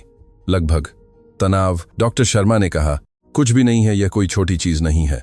तुम्हारी जिंदगी में अभी जो कुछ भी चल रहा है, और मैं तुमसे यह बताने के लिए नहीं कह रही हूं, तुम्हारा शरीर उसे सह रहा है। तुम्हारा बच्चा एक ऐसे शरीर में है जो उसे सह रहा है। यह मायने रखता है। मुझे पता है। मैं चाहती हूं कि तुम आराम करो, असली आराम, सिर्फ अंधेरे में लेटे हुए यह गिनना नहीं जो तुम जानती हो। काव्या ने उन्हें देखा। यह कैसे? क्योंकि हर महिला जो सुबह 5 बजे वहां बैठी है जहां तुम बैठी हो, वह अंधेरे में लेटे हुए कुछ गिन रही है। डॉक्टर शर्मा ने कहा। तुम्हें वास्तव में क्या चाहिए काव्या? नहीं, तुम्हें क्या करना चाहिए? तुम्हें क्या चाहिए? सवाल वैसे नहीं पड़ा जैसे सवाल अक्सर पढ़ते थे। उसके साथ कोई अपेक्षित जवाब जुड़ा नहीं था। यह बस खुला था, इंतजार कर रहा था, धैर्यपूर्वक। काव्या ने देर तक इस बारे में सोचा। मुझे ऐसी महिला बनना बंद करना होगा जिसके साथ चीजें होती हैं, उसने कहा। डॉक्टर शर्मा ने उसे देखा, आश्चर्यचकित नहीं, सांत्वना देने वाला भाषण देने के लिए प्रेरित नहीं, बस दृढ़, पुष्टि की हुई, निश्चित। तो शुरू करो, उन्होंने कहा। वह डिस्चार्ज के कागजात लेने चली गईं। राजेश अस्पताल की कॉफी के 2 कप के ली खैनो की एफलाज लफेंस जानन लुकलाने उन्होंने कहा। लोकलानंस उन्होंने कहा। याब्ले डानाने नोबिस लफलिन इसी नानानो उन्होंने कहा। वह डिस्चार्ज के कागजात लेने चली गईं। उसने एक उसे बिना माफी मांगे दिया। उसने उसे लिया और दोनों हाथों को कप के चारों ओर लपेट कुर्सियों पर बैठ गए, जबकि अस्पताल अपना शांत काम करता रहा। वह ठीक है, राजेश ने कहा। वह ठीक है, काव्या ने कहा। वे कुछ देर बैठे रहे। गलियारे के अंत में एक दरवाजा खुला। दुनिया में एक नई आवाज आई, एक नवजात शिशु की आवाज जो जोर से अपनी पहली राय व्यक्त कर रहा था। काव्या ने उसे सुना। राजेश ने जमीन की ओर देखा। राजेश? हाँ, मैं कल सुबह सुरेश गुप्ता को बुलाना चाहती हूँ। मैं व्यवस्था करूंगा, उसने कहा। बिना किसी नाटक के, बिना मैंने तुम्हें बताया था, बस वह। उन्होंने अस्पताल की शांति में अपनी भयानक कॉफी पी, जबकि खिड़कियों के बाहर शहर धीरे धीरे सुबह की ओर अपनी हलचल शुरू कर रहा था। आकाश थोड़ा सा बदल गया। अंधेरे में बस एक हल्का बदलाव, आने वाली किसी चीज का संकेत। काव्या का फोन वाइब्रेट हुआ। उसने उसे देखा। अर्जुन का इंतजार कर रही थी। यह अर्जुन नहीं था। स्क्रीन पर नाम सुहानी मेहरा था। उसने उसे देर तक घूरा। राजेश उसके बगल में कुछ नहीं बोला। वह बहुत सावधानी से फोन को नहीं देख रहा था। उसने संदेश खोला। मुझे लगता है कि हमें सिर्फ हम दोनों को बात करनी चाहिए। मुझे पता है कि आपके पास सहमत होने का कोई कारण नहीं है, लेकिन कुछ बातें हैं जो आपको जाननी चाहिए, जो अर्जुन ने आपको नहीं बताई हैं। मुझे आज रात के लिए अफसोस है। मुझे बहुत सारी बातों का अफसोस है। उसने उसे 2 बार पढ़ा। उसने उसे राजेश को दिखाया। उसने उसे 1 बार पढ़ा। उसके चेहरे पर कुछ भी नहीं था। क्या मैं जवाब दूं? काव्या ने पूछा। यह, राजेश ने सावधानी से कहा, पूरी तरह से तुम्हारी पसंद है। उसने संदेश को देर तक देखा, फिर उसने फोन अपनी जेब में रख लिया। वह पहले सोएगी, वह सुरेश से बात करेगी, वह सुहानी के बारे में सोचेगी। उसने 4 साल ऐसे फैसले लेने में बिताए थे जो दूसरों के लिए चीजें आसान बनाते थे। अब से वह पहले सोचेगी। 3 दिन बाद शहर के पूर्वी हिस्से में एक कॉफी शॉप, राजेश की इमारत से 12 ब्लॉक दूर। काव्या ने उसे खास तौर पर चुना था। सार्वजनिक, तटस्थ, इतनी नजदीक की जरूरत पड़ने पर वह जल्दी निकल सके। उसने राजेश को बताया था कि वह कहां जा रही है। उसने नेहा को उसे छोड़ने दिया था। नेहा अपनी गाजी बाहर खड़ी किए हुए थी। इमरजेंसी लाइटें चालू थीं। एक बड़ी चाय और जिसे उसने प्रतीक्षा कक्ष के लिए जरूरी बताया था, जिसमें 2 तरह की चिप्स, एक उपन्यास जिसे वह नहीं पढ़ेगी और एक विस्तृत प्लेलिस्ट शामिल थी जिसे उसने 3 दिन में बनाया था। सुहानी पहले ही अंदर थी जब काव्या पहुंची। उसने पीछे की ओर एक मेज ली थी बिना छिपे। सीट दरवाजे की ओर थी। उसने काव्या को अंदर आते देखा। उसने हाथ नहीं हिलाया। वह देवयानी की मेज पर बैठी महिला से अलग दिख रही थी। कश्मीरी स्वेटर गायब था। उसने एक सादा ग्रे कोट पहना हुआ था जिसे उसने नहीं उतारा था, जैसे कि उसे यकीन न हो कि उसे बसने का अधिकार है। उसकी आंखों के नीचे कुछ था जो रविवार को नहीं था। पिछले 3 दिन उस पर भी मेहरबान नहीं रहे थे। आने के लिए धन्यवाद, सुहानी ने कहा। काव्या उसके सामने बैठ गई। मैंने अभी तक फैसला नहीं किया कि मुझे आना चाहिए था या नहीं। ठीक है, सुहानी ने कहा। वेटर आया। काव्या ने कैमोमाइल चाय ऑर्डर की। सुहानी ने कुछ नहीं ऑर्डर किया। जो कहने आई हो कहो, काव्या ने कहा। क्रूरता से नहीं, बस सीधे। वह दूसरों के आराम के लिए समायोजित होते होते थक चुकी थी। सुहानी ने मेज की ओर देखा, फिर ऊपर देखा। अर्जुन ने मुझे बताया, उसने कहा कि आपको हमारे बारे में पता था। काव्या चुप रही। उसने मुझे बताया कि आपका एक समझौता था कि शादी खत्म हो गई थी और आप दोनों जानते थे, और यह गर्भावस्था उसने कहा कि यह एक आखिरी कोशिश थी जो काम नहीं आई थी। उसने कहा कि तुम ठीक थी। उसने तुम्हें बताया कि मैं ठीक थी। काव्या ने कहा, मुझे पता है यह कैसा लगता है। मुझे ठीक वैसा ही पता है जैसा यह लगता है। मैंने खुद से कहा कि यह सच था क्योंकि मैं चाहती थी कि यह सच हो। सुहानी के हाथ मेज पर सपाट थे। वह व्यथित होने का नाटक नहीं कर रही थी, वह बस उसमें थी। मुझे ज्यादा सवाल पूछने चाहिए थे। मुझे नहीं पता। मुझे इस बात पर ज्यादा ध्यान देना चाहिए था कि मुझे क्या बताया जा रहा था, लेकिन मैं चाहती थी कि यह सच हो, इसलिए मैंने खुद को इसे मानने दिया। हाँ, काव्या ने कहा, मैं जानती हूं वह क्या होता है। सुहानी ने उसे देखा। मैं 4 साल से यही कर रही हूं, काव्या ने कहा। सुहानी एक पल के लिए चुप रही। फिर जब तुम उस भोजन कक्ष में आई थी, वह रुक गई। मैं चाहती हूं कि तुम्हें पता हो कि मुझे नहीं पता था कि वह ऐसा करेगी। मैं कसम खाती हूं कि मुझे नहीं पता था। तुम्हें क्या लगा वह क्या करेगी? मुझे लगा कि वह तुम्हें असहज करेगी जब तक तुम थक न जाओ और चली न जाओ। मुझे लगा कि यही हो रहा था। नहीं, मैंने कभी नहीं सोचा था कि वह फिर से रुक गई। मैं जिस चीज का हिस्सा रही हूं उसकी कोई माफी नहीं है, मुझे पता है। काव्या ने अपने सामने बैठी 27 साल की महिला को देखा। कोई कार्टून खलनायिका नहीं, कोई ऐसी महिला नहीं जिसने खेल के लिए शादी को बर्बाद करने का इरादा किया हो। एक ऐसी महिला जिसने एक कहानी को माना था जिसे एक ऐसे व्यक्ति ने बताया था जो कहानियां बताने में बहुत अच्छा था, और जिसने ऐसे फैसले लिए थे जिनके परिणामों का वह अब सामना कर रही थी। वह उसे आज माफ नहीं करेगी। वह अभी तक वहां नहीं पहुंची थी। उसे यकीन नहीं था कि वह कभी पारंपरिक अर्थों में माफी तक पहुंचेगी या नहीं, लेकिन वह उसे एक व्यक्ति के रूप में देख सकती थी, ईर्ष्या की गर्मी के बिना तस्वीर को विकृत किए, बिना स्पष्ट रूप से। तुमने कहा था कि तुम्हें मुझसे कुछ बातें कहनी हैं, काव्या ने कहा। मुझे बताओ।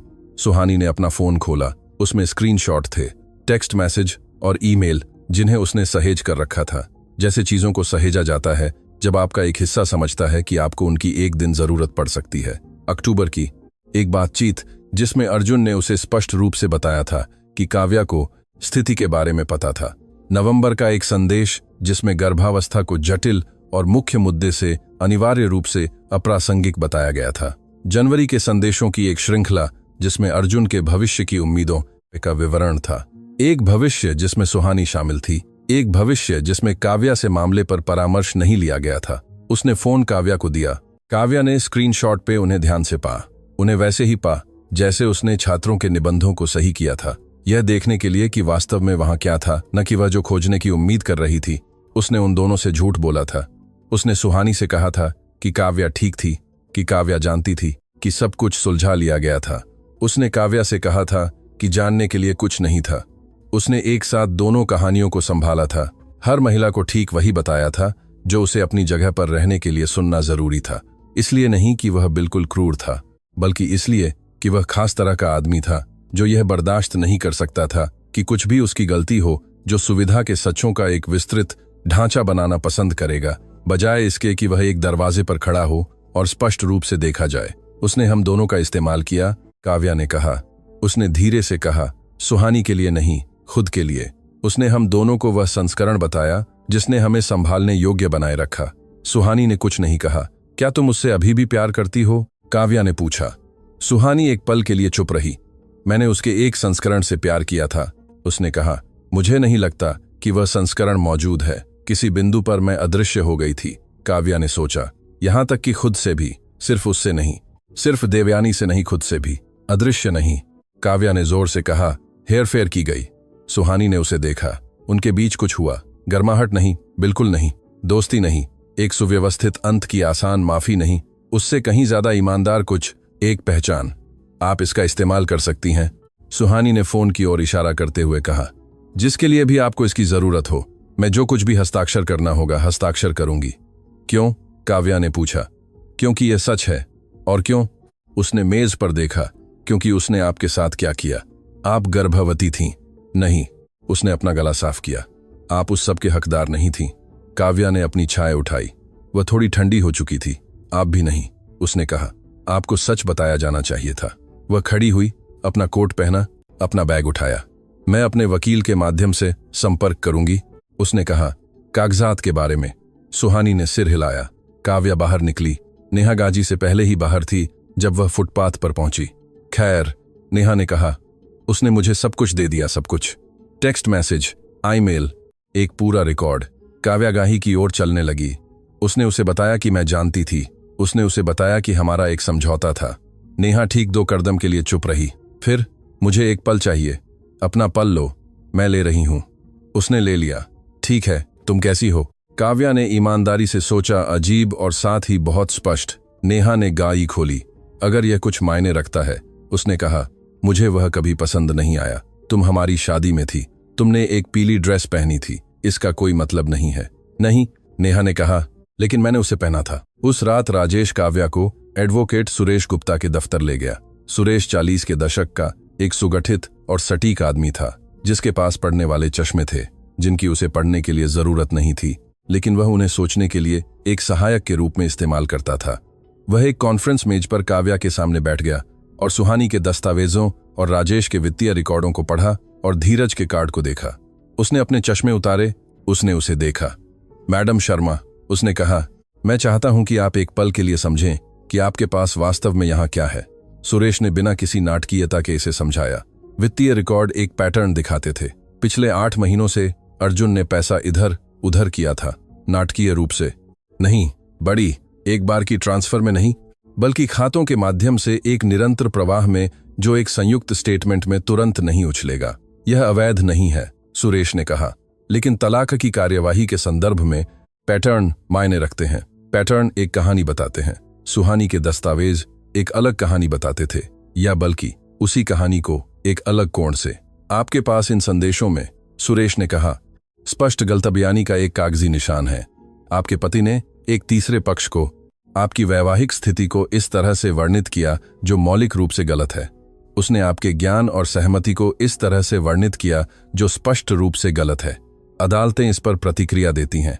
उसने यह रेखांकित किया कि वह किस चीज की हकदार थी। घर, एक समझौता, अर्जुन की साबित आय के आधार पर संरचित गुजारा भत्ता, न कि वह संस्करण जिसे वह घोषित करना चुनता था।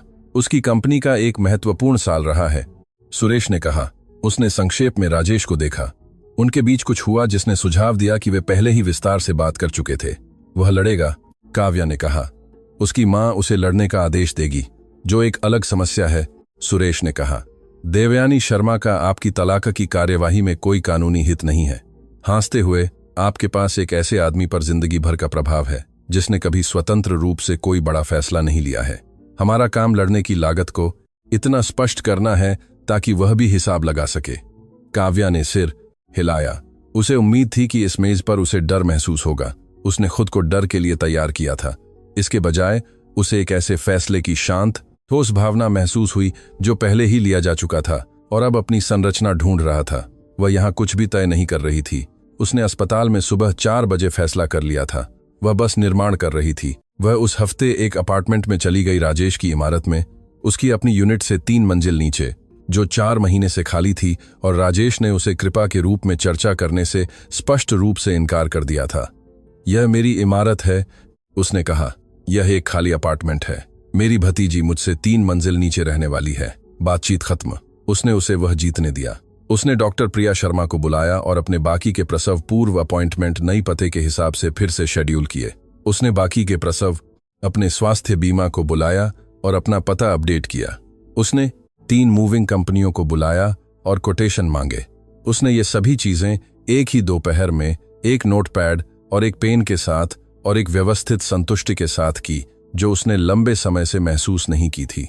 फिर उसने अपनी बूमैस 5 वेयर मां को बुलाया। कमला कॉल्वे ने दूसरी घंटी पर उठाया। ओहियो में उस घर से जहां काव्या पली बढ़ी थी। काव्या को इस कॉल का डर था। कमला को अर्जुन वास्तव में पसंद था, उस तरह से नहीं जैसे माताएं दामाद को पसंद करने का नाटक करती हैं, बल्कि असली तरीके से। उसने शादी में कहा था, वह स्थिर है काव्या, स्थिरता को कम आंका जाता है, और उसने यह ईमानदारी से कहा था। लेकिन कमला 58 साल की उम्र में दुनिया में इतना समय बिता चुकी थीं कि उन्हें पता था कि बुरी खबरों को खुद के बारे में बनाए बिना कैसे सुनना है। उन्होंने पूरी कहानी सुनी। जब काव्या खत्म हुई तो एक संक्षिप्त खामोशी थी। मैं वहां आ रही हूं, कमला ने कहा। माँ, आपको जरूरत नहीं है, मैं गुरुवार तक वहां पहुंच जाऊंगी। मैंने पहले ही फ्लाइट्स देख ली हैं। एक ऐसी महिला से बहस मत करो जिसने पहले ही टिकट खरीद लिया हो। अर्जुन बुधवार को इमारत में आया। राजेश उसके साथ था, जिसकी काव्या को उम्मीद नहीं थी। वह उससे लॉबी में मिली। प्रवेश द्वार के पास खिड़की के पास 2 कुर्सियों पर, जहां से गुजरने वाला कोई भी उन्हें देख सकता था और जहां वह किसी भी समय बिना किसी घटना के उठकर जा सकती थी। अर्जुन एक ऐसे आदमी जैसा लग रहा था जिसने सोया नहीं था। उसमें उस खास तरह का दिखना था जो किसी ऐसे व्यक्ति का होता है जो यह उम्मीद कर रहा होता है कि नींद न आना एक प्रायश्चित जैसा महसूस होगा, और यह पता चल रहा होता है कि ज्यादातर यह सिर्फ नींद न आने जैसा महसूस होता है। क्या हम बात कर सकते हैं? उसने कहा। हम बात कर रहे हैं, उसने कहा। वह बैठ गया। उसने कहा, मैं तुमसे प्यार करता हूं। उसने उसे देखा। मुझे पता है कि तुम करते हो। उसने कहा, मैं पूरी तरह से विश्वास करती हूं। वह क्षण भर के लिए राहत महसूस कर रहा था, जिसे वह समझ गई थी। उसने उसे राहत देने के लिए नहीं कहा था, लेकिन मैं सोच रही थी। उसने कहा, उस तरह के प्यार के बारे में जो किसी की रक्षा नहीं करता, जो उनसे प्यार करता है और फिर भी वहीं खड़ा रहता है, जो उनसे प्यार करता है और फिर भी उन्हें हेरफेर करता है, और फिर भी हर बार कम प्रतिरोध का रास्ता चुनता है बजाय उस रास्ते के जिसकी उन्हें जरूरत होती है। उसने अपने हाथों को देखा। वह एक असली तरह का प्यार है। मुझे पता है कि वह असली है। यह बस वह तरह का प्यार नहीं है जिसके अंदर मैं जिंदगी बना सकती हूं। काव्या, तुम वहीं खड़ी रही थी, उसने कहा। उसने मेरे ऊपर पानी उड़ेल दिया। हमारी बेटी मेरे अंदर थी और तुम वहीं खड़े रहे। उसके पास कोई जवाब नहीं था। कोई जवाब नहीं था।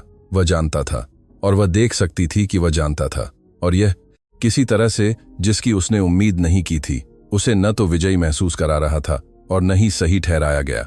इससे उसे थका हुआ और स्पष्ट और रुकने के लिए तैयार महसूस हुआ। मैं चाहती हूं कि तुम सुरेश के साथ काम करो, उसने कहा। मैं नहीं चाहती कि यह उसके लिए बुरा हो। उसने अपना हाथ अपने पेट पर रखा। लेकिन मैं चाहती हूं कि तुम्हें पता हो कि यह होने वाला है। मैंने अपना फैसला कर लिया है और यह लिया जा चुका है। उसने सिर हिलाया। उसने अपने हाथों को देखा। फिर उसने उसे देखा। मुझे माफ करना, उसने कहा। नहीं, मुझे पता है कि यह काफी नहीं है। मुझे ठीक ठीक पता है कि यह कितना अपर्याप्त है, लेकिन मैं हूं। मुझे पता है, उसने कहा। वह उठ गई। उस रात वह सोने के लिए बहुत ज्यादा जाग रही थी। कमला गुरुवार को आ रही थी। उसके पास मूवर्स के आने से पहले 2 हफ्ते थे। शुक्रवार को उसकी सुरेश के साथ बातचीत थी। उसके पास लगभग 112 चीजें थीं जिन्हें एक विशिष्ट क्रम में होना जरूरी था। वह रसोई में गई, सभी अलमारियां खोलीं। सुबह 2 बजे पूरी रसोई को फिर से व्यवस्थित किया। सभी 6 अलमारियां, स्टोव के बगल वाली दराज, फ्रिज के ऊपर वाली अलमारी, उसका पेट नीचे की शेल्फ से बातचीत कर रहा था, और खिड़की के बाहर शहर शांत था। और कमला बेडरूम में सो रही थी, और चीजों के क्रम में रखे जाने की विशिष्ट और संतोषजनक आवाज। उसने मसालों को वर्णमाला क्रम में लगाया। उसने अपनी जिंदगी में कभी ऐसा नहीं किया था। उसने अब किया, और यह किसी कारण से जिसे वह पूरी तरह से समझा नहीं सकती थी, ठीक वही था जिसकी उसे जरूरत थी। जब राजेश ने फोन किया तो वह मकसर पर थी। 2 बज रहे हैं, उसने कहा। मुझे पता है तुम जाग रही हो। मैं मसालों को वर्णमाला क्रम में लगा रही हूं।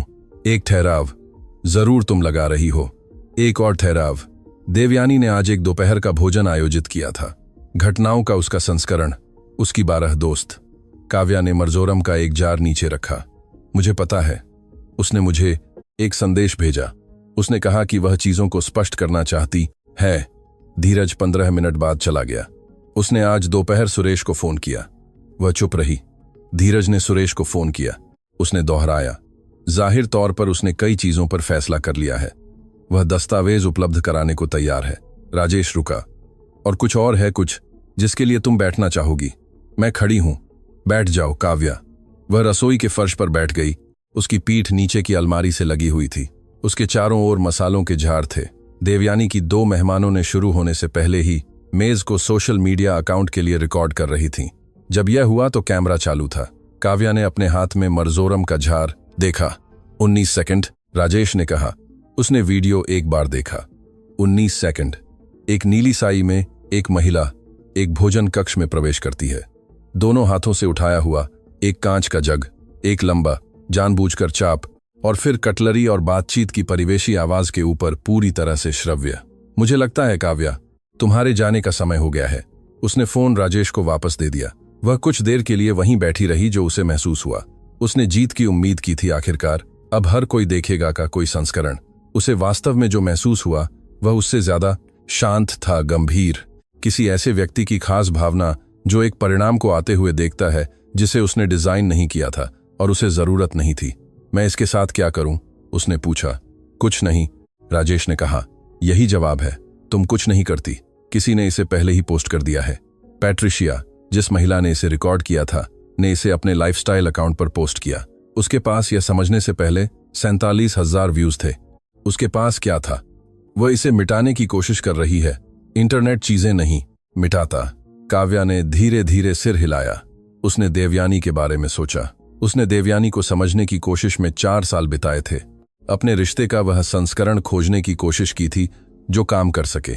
वह संस्करण जिसमें काव्या पर्याप्त रूप से समायोजित हो जाती, पर्याप्त रूप से समायोजित करती, खुद को पर्याप्त छोटा कर लेती ताकि उनके बीच की असहजता सुलझ सके।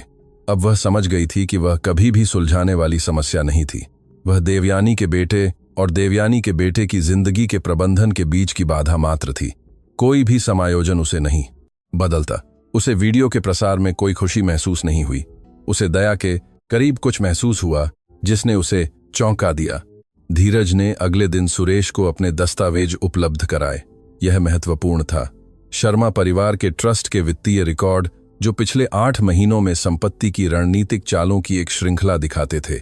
आपराधिक नहीं, लेकिन इरादतन एक तलाक की उम्मीद में संसाधनों का एक सावधानीपूर्वक और निरंतर पुनर्व्यवस्थापन, जिसे देवयानी ने स्पष्ट रूप से बहुत पहले ही तय कर लिया था कि यह आएगा, इससे पहले कि किसी ने भी शब्द जोर से कहा हो।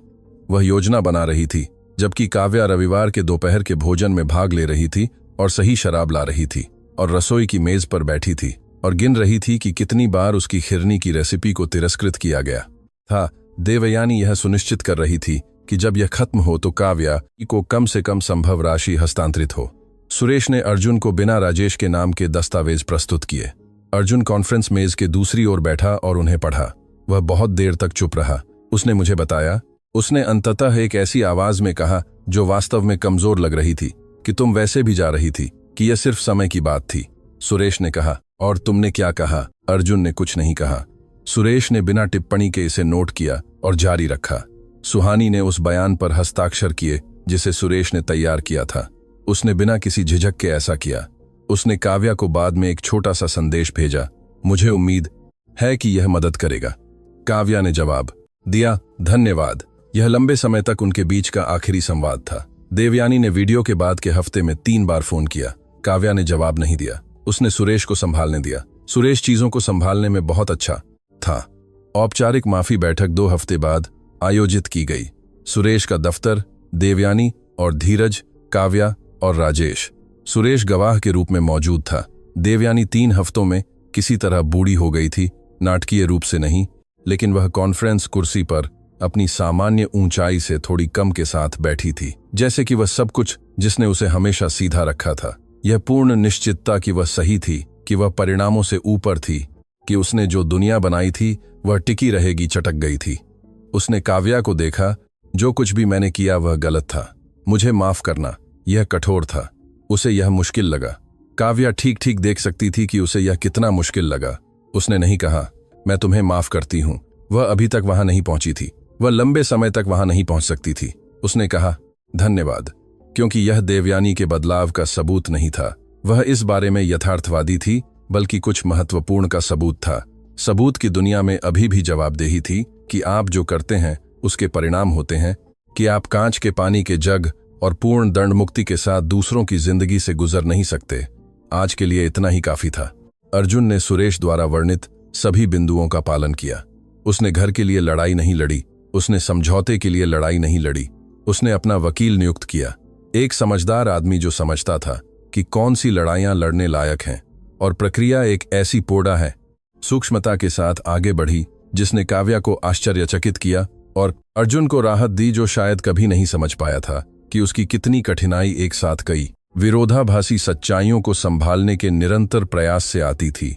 वह एक बेहतर आदमी था जब वह संभाल नहीं रहा था। वह उसे अब स्पष्ट रूप से देख सकती थी।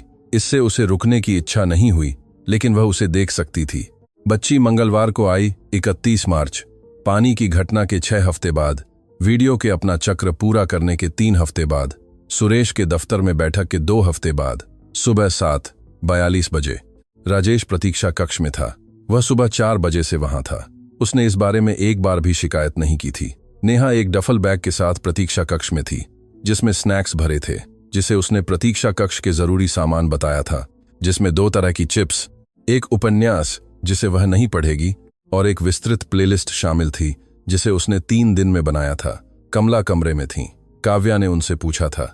उसकी मां डिलीवरी की अनुमानित तारीख से 2 दिन पहले गाड़ी चलाकर आई थीं और नीचे के अपार्टमेंट में रह रही थीं, और उन्होंने एक बार भी नहीं कहा था, मैंने तुम्हें बताया था कि अर्जुन सही नहीं था। वह बस वहीं थीं, चाय बनाती हुई, बच्चे की चीजों को व्यवस्थित करती हुई, शाम को सोफे पर बैठी हुई और साधारण चीजों के बारे में बात करती हुई, अपने बगीचे, एक किताब, पड़ोसी का नया कुत्ता, जो काव्या अब समझ गई थी। उनका प्यार का अपना गहरा तरीका था, किसी व्यक्ति के साथ ऐसा व्यवहार करना जैसे कि उसकी जिंदगी में अभी भी साधारण चीजें हों, तब भी जब ऐसा नहीं हो, खासकर तब। अर्जुन प्रतीक्षा कक्ष में था। वह तब आया जब उसने नेहा के माध्यम से उसे सूचित किया। वह कमरे के दरवाजे पर अपने हाथ बगल में रखकर खड़ा था और उसने पहली बार अपनी बेटी को देखा। उसके चेहरे पर कुछ टूट गया। अपराधबोध नहीं, दुख नहीं, कुछ पूरी तरह से मानवीय और अभिभूत करने वाला, जिसका बाकी सबसे कोई लेना देना नहीं था। कुछ ऐसा जो बस यह था, यह व्यक्ति अब मौजूद है, यह व्यक्ति वास्तविक है, यह मेरी बेटी है। उसका क्या नाम है? उसने पूछा। कियारा, काव्या ने कहा। कियारा कमला शर्मा। उसने एक बार सिर हिलाया। उसका झबड़ा कसा हुआ था। उसने अपने होंठ कस लिए। यह एक अच्छा नाम है, उसने कहा। उसने उसे अपनी बेटी को देखते हुए देखा और सोचा, वह उससे प्यार करेगा। जितना भी वह पति के रूप में विफल रहा है, वह इस बच्ची से प्यार करेगा। उसने यह माना। वह इस विश्वास पर सह पालन का रिश्ता बना सकती थी। यह आसान नहीं होगा। इसमें उसे ज्यादा देना होगा जितना उसने ज्यादातर चीजों को दिया था, लेकिन वह रूपरेखा देख सकती थी। कियारा के कल्याण के इर्द गिर्द ढाली गई एक व्यवहार्य चीज, वयस्कों के बीच पर्याप्त दूरी के साथ, ताकि इसे संभव बनाया जा सके। वह उसके साथ काम कर सकती थी। वह अपनी बेटी को घर ले आई। अपार्टमेंट में, राजेश के अपार्टमेंट से 3 मंजिल नीचे, अप्रैल की एक गुरुवार दोपहर को। अपार्टमेंट से कमला द्वारा घर जाने से पहले रसोई की मेज पर सजाए गए फूलों की खुशबू आ रही थी। सफेद ट्यूलिप काव्या के पसंदीदा। काव्या की सास कर दी है नाइट रे के पसंदीदा नहीं, उसके असली पसंदीदा। उसने कियारा को बेडरूम के कोने में पालने में रखा, जिसे उसने खुद तैयार किया था, उन हल्के हरे रंग की दीवारों के साथ जिन्हें उसने खुद चुना था, उस मोबाइल के साथ जिसे राजेश ने ऑर्डर किया था, जिसे उसने ऑर्डर करने के लिए नहीं कहा था और उसने विरोध नहीं किया था जब वह आया। वह पालने के बगल वाली रॉकिंग चेयर में बैठ गई। बाहर शहर अपना काम कर रहा था। नीचे राजेश अपने अपार्टमेंट में वही कर रहा था जो राजेश गुरुवार दोपहर को करता था। वह 3 कदम चलकर गलियारे तक जा सकती थी और इंटरकॉम बटन दबा सकती थी, और वह 4 मिनट में ऊपर होगा। उसे बिना जांच किए यह पता था। वह उसे अभी नहीं बुलाने वाली थी। वह अपार्टमेंट में इस आज किए यह पता था। रॉकिंग चेयर में बैठी रही। खिड़की से शाम की रोशनी उस खास कोण पर आ रही थी जिस कोण पर वह उस समय आती थी, और उसने अपनी बेटी कियारा कमला शर्मा को देखा, 3 दिन की उम्र की, उन आंखों के साथ जो अभी भी यह समझने की कोशिश कर रही थीं कि वे रोशनी और अंधेरे और दुनिया में होने के मामले के बारे में क्या सोचती हैं। छोटे हाथ जो पूरी गंभीरता से खुलते और बंद होते थे। 3 हफ्ते बाद एक रविवार दोपहर को उसके घर मेहमान आए। राजेश नीचे से, जो दोनों हाथों में टेक अवे फूड के बैग के साथ आया, और एक ऐसे आदमी की अभिव्यक्ति के साथ जिसने बहुतायत से ऑर्डर किया था और उसके लिए कोई माफी नहीं मांगी थी। नेहा, जो अंदर आई और तुरंत फर्श पर बैठ गई। मुझे बच्चों के पास अच्छे फर्नीचर पसंद नहीं है, चिंता बहुत ज्यादा होती है। और उसने कियारा को उस खास योग्यता के साथ उठाया जो किसी ऐसे व्यक्ति की होती है जिसने 3 हफ्ते अभ्यास किया था। और अब आत्मविश्वास से भरा था। कमला सप्ताहांत के लिए वापस आई, उस एक आरामदायक कुर्सी पर जहां काव्या ने उसे खिड़की के पास खास तौर पर रखा था, क्योंकि वहां सबसे अच्छी रोशनी और सबसे अच्छा नजारा था। और कमला 4 घंटे घांची चलाकर वहां पहुंची थी। और धीरज, इसने उसे चौंका दिया था, लेकिन यह भी महसूस हुआ, जब उसने सोचा तो बिल्कुल सही था। धीरज शर्मा उस परिवार में पहला व्यक्ति था जिसने उसे कुछ वास्तविक दिया था। उसने उसे गलियारे में सुरेश का कार्ड दिया था, उसने अपने दस्तावेज उपलब्ध कराए थे। वह देवयानी के दोपहर के भोजन से 15 मिनट बाद चला गया था। वह एक ऐसे आदमी का कठिन, देर से किया गया काम कर रहा था, जिसने 35 साल तक साहस पर आराम को चुना था और जो अब अलग तरीके से चुन रहा था। वह उसे इसके लिए दंडित नहीं करने वाली थी। वह यह ढोंग नहीं करने वाली थी कि यह आसान था या पर्याप्त तेजी से था, लेकिन वह उस दरवाजे को बंद भी नहीं करने वाली थी जिससे वह सही तरीके से अंदर आने की कोशिश कर रहा था। वह खिड़की के पास कोने में बैठी थी, कियारा उसकी गोद में थी। उसने अपनी पोती को एक ऐसी अभिव्यक्ति के साथ देखा जो पूरी तरह से सरल थी। कोई प्रबंधन नहीं, कोई एजेंडा नहीं, कोई सावधानी पूर्वक स्थिति नहीं। बस एक बूढ़ा आदमी एक नए व्यक्ति को देख रहा था और उसके अस्तित्व के तथ्य से प्रभावित हो रहा था। कियारा ने उसे देखते हुए पलकें झपकाईं। उसने एक छोटा हाथ खोला और बंद किया। उसने अपनी उंगली उस हाथ में दबाई और उसने उसे पकड़ लिया। राजेश रसोई क्षेत्र से बाहर निकला। क्या तुम्हें अच्छा टेक अवे खाना चाहिए या शानदार वाला? मैंने दोनों ऑर्डर किए हैं और मैं इस फैसले के लिए कोई माफी नहीं मांगने वाला। मैं चाहूंगा कि कोई असली सवाल का जवाब दे। शानदार वाला, नेहा ने तुरंत कहा। यह असली सवाल नहीं है। यह असली सवाल क्यों है? क्योंकि मैं विकल्पों में विश्वास करता हूं, राजेश ने कहा। कमला, नेहा उसकी ओर मुड़ी। मेरा समर्थन करो। कमला अपनी कुर्सी पर खिड़की के पास। शानदार टेकअवे क्या है? उस अंतर का क्या मतलब है? यह रेस्तरां के स्तर का सवाल है, यह रसोई के प्रकार का सवाल है, यह गुणवत्ता के स्तर का सवाल है। नेहा ने कहा, शानदार वाला अच्छा है, लेकिन बेहतर तो जाहिर तौर पर शानदार वाला। कमला ने कहा, यह कभी जटिल नहीं था। काव्या हौंस पी, खांसते हुए। यह कहीं गहरे और वास्तविक और पूरी तरह से सहज जगह से निकला। किसी ऐसे व्यक्ति की हौंसी नहीं जिसने बेहतर महसूस करने का फैसला किया था। किसी ऐसे व्यक्ति की हौंसी जो वास्तविक थी, वास्तव में कहीं पहुंची थी और आश्चर्यचकित थी। वास्तविक और पूरी तरह से आश्चर्यचकित थी कि उसे ऐसा महसूस हुआ। खिड़की से गर्म रोशनी, उसकी बेटी उसके दादा की गोद में, उसका भाई अपनी सबसे अच्छी दोस्त के साथ टेक अवे खाने के स्तरों पर बहस कर रहा था। उसकी माँ एक बातचीत को समझने की कोशिश कर रही थी जिसने उसे 2 वाक्यों पहले ही पीछे छोड़ दिया था। उसने उन अंधेरे महीनों के सबसे अंधेरे हिस्से में सोचा था कि वह यही खो रही थी। एक ऐसे कमरे की खास गर्माहट जो उन लोगों से भरा था जिन्होंने वहां रहने का चुनाव किया था। उसने सोचा था कि जब उसने शादी छोड़ दी तो वह यही छोड़ रही थी। अब वह समझ गई थी कि वह उन कमरों में लंबे समय से नहीं थी। खांसते हुए वह आसपास के कमरों में थी, सहायक कमरों में, रसोई की मेजों पर। यह मेज उसकी थी। इसमें हर व्यक्ति ने यहां रहने का चुनाव किया था। वह किसी के आराम का प्रबंधन नहीं कर रही थी। वह अपने आकार को समायोजित नहीं कर रही थी। वह अपने कदमों को नहीं गिन रही थी। वह बस यहां थी। सुबह 3 बजे कियारा खाने के लिए जाग गई। काव्या ने उसे अंधेरे में उठाया और रॉकिंग चेयर में बैठ गई और अपार्टमेंट उसके चारों ओर शांत था, जिस खास तरीके से अपार्टमेंट सुबह 3 बजे शांत होते हैं। ठीक ठीक आवाज की अनुपस्थिति नहीं, बल्कि एक दुनिया के संक्षिप्त रूप से रुकने की आवाज। उसने अपना फोन उठाया। आदत, सुबह 3 बजे का वह पल जो 4 साल से उसके साथ था। लॉक, अनलॉक, कुछ खोजो, कुछ खोजो, खोज मिटाओ, फिर से लॉक करो। उसने फोन उठाया, उसे पके रखा, उसे रख दिया। खोजने के लिए कुछ नहीं था, जांचने के लिए कोई अकाउंट नहीं था, अनुसरण करने के लिए कोई धागा नहीं था। उन चीजों को खोजने के लिए जिनकी उसे जरूरत थी और जिन्हें खोजने से वह डरती थी। मिटाने के लिए कोई इतिहास नहीं, प्रबंधित करने के लिए कुछ नहीं। बस यह था। कियारा खा रही थी। कुर्सी धीरे धीरे हिल रही थी। शहर नीचे, गहरी रात की खास गुणवत्ता जो खामोशी नहीं थी, बल्कि खामोशी से कहीं ज्यादा समृद्ध कुछ थी। एक ऐसी दुनिया की आवाज जो अभी भी वहीं थी, अभी भी हिल रही थी, अभी भी आगे बढ़ रही थी। सब कुछ के बावजूद उसने सोचा, मैं उस महिला से क्या कहूंगी जो मैं 1 साल पहले देवयानी की रसोई में फ्रिज के बगल में खड़ी थी। उसका हाथ ठंडी सफेद सतह पर सपाट था, सांसें गिन रही थी, खुद से कह रही थी कि सब ठीक है। मैं उससे कहूंगी, तुम कमजोर होने के कारण नहीं रहती हो, तुम रहती हो क्योंकि तुम प्यार करती हो और उन वादों पर विश्वास करती हो जो लोगों ने जून में बगीचों में किए थे। वे विफलताएं नहीं हैं, वे वह चीजें हैं जो तुम्हें वह बनाती हैं जो तुम हो। लेकिन मैं लाद, उससे यह भी कहूंगी, एक ऐसा क्षण आएगा जब रहने की लागत और जाने की लागत एक ही संख्या बन जाएगी। तुम उस क्षण को पहचानोगी। जब वह आए तो जाओ। उसने कियारा के सिर के ऊपरी हिस्से पर अपनी गाल को हल्के से दबाया। बच्ची में एक नए व्यक्ति की खास गर्माहट थी, कुछ ऐसा जो 4 हफ्ते पहले दुनिया में नहीं था और अब पूरी तरह से यहां था। मुझे लगा था कि इस शादी को खोने से मैं मोगार अलामात को बर्बाद हो जाऊंगी, काव्या ने सोचा। इसके बजाय मुझे पता चला कि मैं किस चीज से बनी हूं। खांसते हुए, मैं वह नहीं हूं जो मैं अर्जुन से पहले थी। मैं वह नहीं हूं जो मैं उसके परिवार के लिए पर्याप्त होने की कोशिश करते हुए थी। मैं वह हूं जो भी इसके बाद आती है।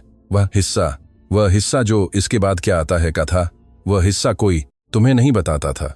तुम मानती थी कि फिर से शुरू करना का मतलब है एक पिछले स्वयं में लौटना, पहले पर लौटना। लेकिन तुम वही व्यक्ति नहीं थी जो पहले थी, और वह पहले जिसकी तुम कल्पना करती हो अब मौजूद नहीं था और वापस लौटना संभव नहीं था। और यह वास्तव में वह नहीं था जो तुम चाहती थी। फिर से शुरू करना वापस लौटना नहीं था। फिर से शुरू करना एक ऐसी जगह पर पहुंचना था जहां तुम कभी नहीं गई थी। उसने अपनी बेटी को रॉकिंग चेयर में सुबह 3 बजे उस अपार्टमेंट में पके रखा जो पूरी तरह से उसका था, और सोचा, जेल का दरवाजा हमेशा खुला था।